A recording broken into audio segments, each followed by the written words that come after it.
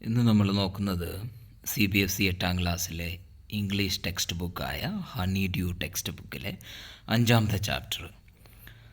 ഈ 5ാമത്തെ ചാപ്റ്റർ എന്ന് പറയുന്നത് ദി സമിറ്റ് വിത്തിൻ എന്നാണ് ഈ ചാപ്റ്ററിൻ്റെ പേര്.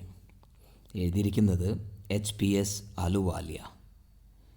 HPS അലുവാലിയ എന്ന ആളുടെ ദി സമിറ്റ് വിത്തിൻ എന്ന ചാപ്റ്റർ ആണ് നമ്മളിന്ന് നോക്കുന്നത്. സമിറ്റ് എന്ന് പറഞ്ഞാൽ കൊടുമുടി, വിധിൻ എന്ന് പറഞ്ഞാൽ ഉള്ളിൽ. നമ്മുടെ ഉള്ളിലുള്ള കൊടുമുടിയെ കീഴടക്കുക, നമ്മളുടെ ഉള്ളിലുള്ള ഭയത്തെ കീഴടക്കുക, നമ്മളുടെ ഉള്ളിലുള്ള തടസ്സങ്ങളെ കീഴടക്കുക. അതിനെക്കുറിച്ചുള്ള ഒരു പാഠമാണ് നമ്മളിവിടെ നോക്കാൻ പോകുന്നത്. നമുക്ക് നോക്കാം. Before you read, Major HPS Ahluwalia was a member of the first successful Indian expedition to Mount Everest in the year 1965. 1965 mount Everest കീഴടക്കിയ ആ ടീമിലെ ഒരു മെമ്പറായിരുന്നു ഈ HPS Ahluwalia. How did he feel when he stood on the highest point in the world? ലോകത്തെ ഏറ്റവും ഉയരത്തിലുള്ള ആ പോയിന്റിൽ നിന്നപ്പോൾ, വെൻ ഹി സ്റ്റുഡ്, അവിടെ നിന്നപ്പോൾ അദ്ദേഹം എന്ത് ഫീൽ ചെയ്തു? Let us here from his story in his words. നമ്മൾക്ക് അദ്ദേഹത്തിൻ്റെ കഥയിൽ നിന്നും അദ്ദേഹത്തിൻ്റെ വാക്കുകളിൽ നിന്നും നമുക്ക് അത് കേൾക്കാം. ക്ലൈംബിംഗ് ദ സമിറ്റ്, എങ്ങനെ അദ്ദേഹം ആ സമിറ്റ്, ആ കൊടുമുടി കയറി.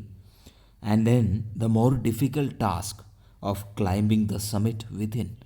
അതുപോലെ തന്നെ അത്രമാത്രം തന്നെ ഡിഫിക്കൽട്ടായിരുന്നു the task of climbing the summit within.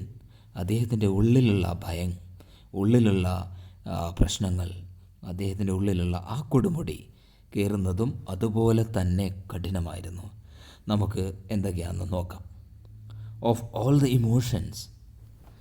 the emotions which surged through me as I stood on the summit of Everest, looking over miles of panorama below us, the dominant one, I think, was humility. Of all the ഇമോഷൻസിൽ എല്ലാ ഇമോഷൻസിലും വെച്ചിട്ട് എപ്പോൾ with surge through me as I stood on the summit of Everest കൊടുമുടിയുടെ മുമ്പിൽ അല്ലെങ്കിൽ മുകളിൽ നിന്നപ്പോൾ എൻ്റെ മനസ്സിലൂടെ കടന്നുപോയ സർജ് ത്രൂ, എൻ്റെ മനസ്സിലൂടെ കടന്നുപോയ ഇമോഷൻസിൽ, എപ്പോഴാണ് ആ ഇമോഷൻസ് എൻ്റെ മനസ്സിലൂടെ കടന്നുപോയത്? അതിൻ്റെ സന്ദർഭം പറയുന്നത് looking over the miles of panorama below us. എനിക്ക് അവിടെ നിന്ന് താഴോട്ട് നോക്കുമ്പോൾ ആ ഒരു പനോരമിക് വ്യൂ, താഴെയുള്ള സ്ഥലങ്ങളും കൊടുമുടികളും താഴ്വാരങ്ങളും എല്ലാം കാണുമ്പോൾ എൻ്റെ മനസ്സിലൂടെ കടന്നുപോയ ഇമോഷൻസിൽ ഡോമിനൻ്റായ, വളരെ മുഖ്യമായ, വളരെ പ്രധാനപ്പെട്ട ഒരു ഇമോഷൻ എന്ന് പറയുന്നത് I think was humility. Humility എന്ന് പറഞ്ഞാൽ വിനയം. എല്ലാ ഇമോഷൻസിലും വളരെ വലുതായ ഇമോഷൻ എനിക്ക് തോന്നിയത് എൻ്റെ വിനയമാണ്. The physical in me seem to say, എൻ്റെ ഭൗതികമായ എൻ്റെ ശരീരം അല്ലെങ്കിൽ ആ ഭൗതിക ശക്തി എന്നോട് പറഞ്ഞു താങ്ക് ഗോഡ്. അത് പറയുന്നത് ആ physical in me seem to say thank God, it's all over.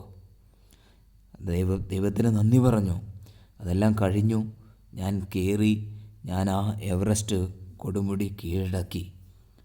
അതാണ് എൻ്റെ ശരീരം എന്നോട് പറഞ്ഞത്.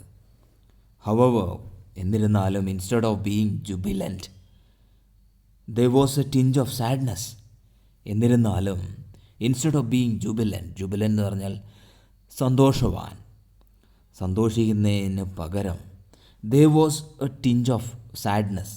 ടിഞ്ച് എന്ന് പറഞ്ഞാൽ നിഴൽ, ഒരു സാഡ്നെസ്സിൻ്റെ നിഴൽ, ഒരു ദുഃഖത്തിൻ്റെ നിഴൽ എൻ്റെ ഉള്ളിലുണ്ടായിരുന്നു. Was it because I had already done the ultimate in climbing and there would be nothing higher to climb? അതെന്തുകൊണ്ടായിരിക്കാം? Is it because I had already done the ultimate? ഞാൻ ഓൾറെഡി എത്രമാത്രം കയറാമോ, ഉയരങ്ങളിലെത്താമോ അത്രയും അൾട്ടിമേറ്റ് ആ ഉയരത്തിൽ ഞാൻ കയറിയത് കൊണ്ടാണോ? And there would be nothing higher to climb? അതിൽ മേളിലൊന്നും കയറാനില്ലാത്തത് കൊണ്ടാണോ എൻ്റെ മനസ്സിൽ ആ ദുഃഖത്തിൻ്റെ നിഴലുള്ളത്? And all roads thereafter would lead down. അത് കഴിഞ്ഞുള്ള എല്ലാ റോഡുകളും ആ കൊടുമുടി കഴിഞ്ഞ് അതിൻ്റെ മുകളിലോട്ട് ഇനി കയറാനില്ല. ബാക്കിയുള്ള റോഡുകളെല്ലാം താഴോട്ടാണ് വരുന്നത്. അതുകൊണ്ടാണോ എനിക്ക് ആ ദുഃഖം തോന്നിയത്? By climbing the summit of Everest you are overwhelmed by a deep sense of joy and thankfulness. അപ്പോൾ എവറസ്റ്റ് കൊടുമുടി ക്ലൈംബ് ചെയ്ത് കഴിഞ്ഞപ്പോൾ യു ആർ ഓവർവെൽംഡ്, നിങ്ങളുടെ ഉള്ളിൽ ഒരുപാട് സെൻസ് ഓഫ് ജോയ്, സന്തോഷവും അതുപോലെ തന്നെ നന്ദിയും താങ്ക്ഫുൾനെസ്സും ആണുള്ളത്. It is a joy which last a life time. ആ സന്തോഷം എന്ന് പറയുന്നത് ജീവിതകാലം മൊത്തം ഓർമ്മയിൽ നിൽക്കുന്നതാണ്. The experience changes you completely. ആ എക്സ്പീരിയൻസ് നിങ്ങളെ കംപ്ലീറ്റായിട്ട് മാറ്റുന്നു, നിങ്ങളിൽ മാറ്റം സൃഷ്ടിക്കുന്നു. And the man who has been to the mountains is never the same again. ആ കൊടുമുടിക്ക് മുകളിലെത്തിയ, ആ മലമുകളിലെത്തിയ ആ മനുഷ്യൻ വീണ്ടും പഴയ പോലെ ആ സെയിം അല്ല. ആ മാറ്റങ്ങൾ ഒരുപാട് ആ മനുഷ്യനിൽ വരുന്നു. As I look back at life after climbing Everest I cannot help റിമാർക്കിംഗ് about the other summit. As I look back at life after climbing the Everest കൊടുമുടി കീഴടക്കി കഴിഞ്ഞിട്ട് ഞാൻ എൻ്റെ ജീവിതത്തിലോട്ട് തിരിഞ്ഞു നോക്കുമ്പോൾ I cannot help റിമാർക്കിംഗ് about the other summit, വേറൊരു കൊടുമുടി എൻ്റെ മനസ്സിലുണ്ടായിരുന്നു. ആ കൊടുമുടിയെക്കുറിച്ച് പറയാതിരിക്കാൻ എനിക്ക് കഴിയില്ല.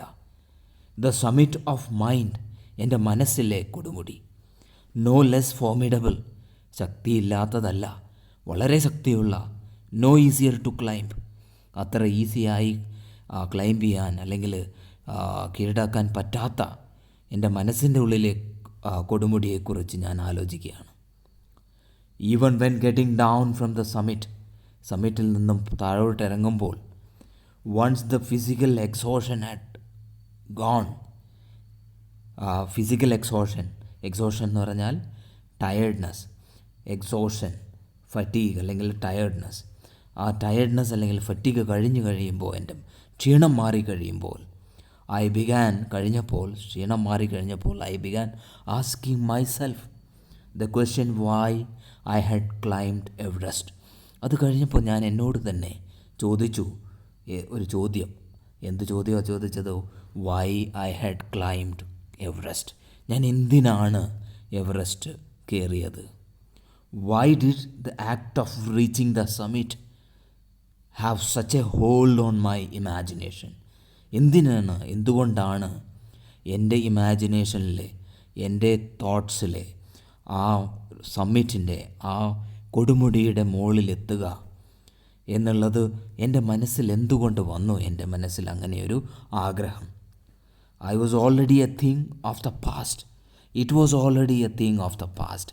ആ കൊടുമുടി കീഴടക്കുക എന്നുള്ളത് ഓൾറെഡി ഞാൻ ഭൂതകാലത്തിൽ ചെയ്ത ഒരു പ്രവൃത്തിയായി മാറിക്കഴിഞ്ഞിരിക്കുന്നു. എന്താണെന്ന് പറഞ്ഞാൽ അത് ആ കൊടുമുടി കീഴടക്കി പിന്നീടാണ് ഇത് എഴുതുന്നത്. Something done yesterday. ആ പ്രവൃത്തി എന്ന് പറയുന്നത് ഞാൻ കഴിഞ്ഞ കാലത്തിൽ അല്ലെങ്കിൽ ഇന്നലെ ചെയ്ത ഒരു പ്രവൃത്തിയാണ്. വിത്ത് എവറി പാസിംഗ് ഡേ, ഓരോ ദിവസം കടന്നു പോകുമ്പോഴും it would become more remote. ഈ ഞാൻ ചെയ്ത പ്രവൃത്തി, ആ കൊടുമുടി കീഴടക്കിയത്, അതെന്നിൽ നിന്നും ദൂരെയോട്ട് പോവും. ആൻഡ് ഇറ്റ് മോർ റിമോട്ട്, ഒരുപാട് ദൂരെയിട്ട് മാറിപ്പോവും. ആൻഡ് ദെൻ അത് കഴിയുമ്പോൾ വാട്ട് വുഡ് റിമെയിൻ, അത് കഴിയുമ്പോൾ എന്താണ് അവശേഷിക്കുക? Would my memories fade slowly away.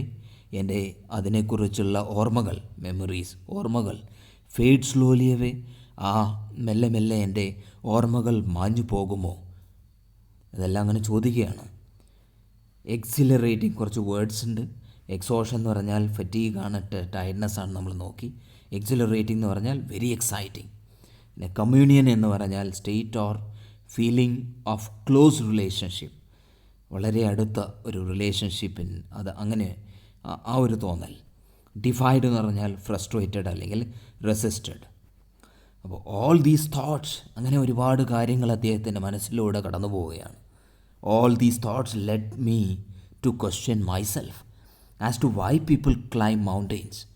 അപ്പോൾ ഈ തോട്ട്സ് എല്ലാം എൻ്റെ മനസ്സിലൂടെ കടന്നു പോകുന്നു. ആൻഡ് ലെഡ് മീ, അതെല്ലാം എന്നോട് ചോദിച്ചു, ആ കാര്യങ്ങളെല്ലാം, ആ ചിന്തകളെല്ലാം എന്നോട് സ്വയം ഒരു ചോദ്യം ചോദിച്ചു. വൈ പീപ്പിൾ ക്ലൈംബ് മൗണ്ടെയ്ൻസ്, എന്തുകൊണ്ടാണ് ആൾക്കാർ ഈ മൗണ്ടെയ്ൻസ് അല്ലെങ്കിൽ മലകൾ കയറുന്നത്. It is not easy to answer the question. ഈ ക്വസ്റ്റ്യൻ എന്ന് പറയുന്നത്, ഈ ചോദ്യം എന്ന് പറയുന്നത്, അതിന് ഉത്തരം കൊടുക്കുക അത്ര ഈസി അല്ല.